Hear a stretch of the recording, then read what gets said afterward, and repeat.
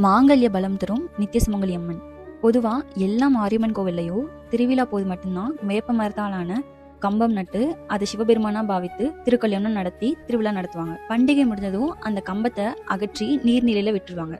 ஆனா நாமக்கல் மாவட்டம் ராசிபுரத்துல இருக்க நித்திய சுமங்கலி அம்மன் கோவில்ல மட்டும் வருடம் முழுவதும் அந்த கம்பம் அப்படியே இருக்கும். கடையேழு வள்ளல்களின் ஒருவரான வல்வில் ஓரி கொல்லிமலையை தலைமையிடமாக ஆட்சி செய்த போது ஒரு விவசாயி அவரோட நிலத்தை உழுதுட்டு இருக்காரு. அப்போ அந்த நிலத்துல அவரோட கலப்பை மாட்டிக்குது. அந்த இடத்த தோண்டி பார்த்தா ஒரு அம்மன் சிலை கிடைக்குது. அதை அந்த ஊர் மக்கள் எடுத்து ஒரு சின்ன குடில் கட்டி அதை வழிபட்டுட்டு வராங்க. ஒரு நாள் அந்த நாட்டு மன்னருக்கு உடல்நிலை சரியில்லாம போயிருது. இதனால மன்னரோட மனைவி ரொம்பவும் மனம் வருந்தி அழுதுட்டே இருக்காங்க. என்ன செய்வதனே தெரியாம இந்த கோவில்ல இருக்க அம்மன் கிட்ட கணவனை மீட்டு தாருங்கள்னு தன் மாங்கல்யத்தை கையிலேந்தி மனமுருகி வென்றாங்க. மனமிருகிய அம்மன் மன்னரின் உயிரை மீட்டுறாங்க.